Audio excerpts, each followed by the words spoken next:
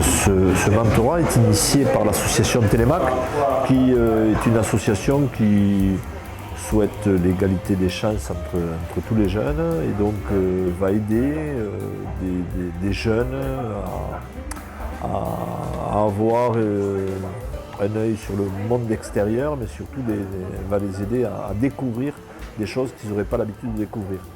Donc Télémac est aidé par des entreprises financièrement, dont Enedis fait partie, et plus particulièrement le groupe EDF, et après fait appel à des mentors pour accompagner des jeunes. Alors Télémac conclut des partenariats avec les lycées, repère des jeunes, et donc le principe du mentorat, c'est on a un jeune que l'on voit normalement une fois par mois, et lors de ces rencontres, on essaie de lui faire découvrir des choses dont il n'aurait pas l'habitude dans son environnement familial habituel. Donc, lors de cette mission qui va durer 15 jours, on va poser des panneaux solaires sur une école qui est là-bas, qui s'appelle Luli Ngomgom. Et en fait, cette mission, elle va servir à aider une autre association qui s'appelle Réponse au Sénégal.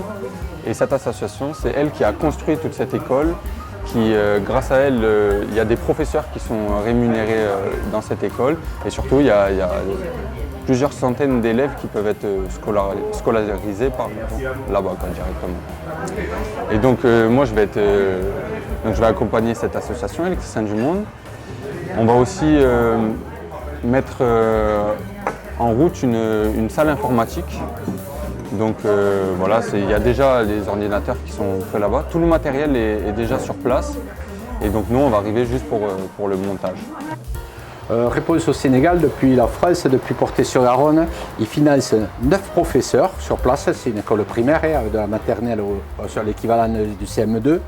Et donc ils financent les 9 professeurs, là, plus les cuisiniers, en fin de compte. Et ils nourrissent les enfants, il y a 300 enfants dans cette école tous les jours. Et souvent pour ces enfants, c'est le seul repas qu'ils ont dans la journée. Pour nous, le principe, ça va être de leur faire une installation électrique. Ils ont, alors, Réponse au Sénégal, eux, ils ont acheté un terrain il y a pas mal d'années, ils ont fait construire des bâtiments. Nous, on électrifie ces bâtiments, donc ça va être très simple, c'est un ou deux points lumineux, une ou deux prises dans chaque pièce.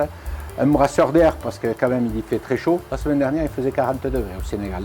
Voilà, donc on va faire ça et en même temps pour améliorer, parce que l'énergie en Afrique coûte relativement cher, on crée une installation solaire qu'on va mettre sur le toit et qu'on va relier au réseau qui leur permettra de baisser la quittance d'électricité.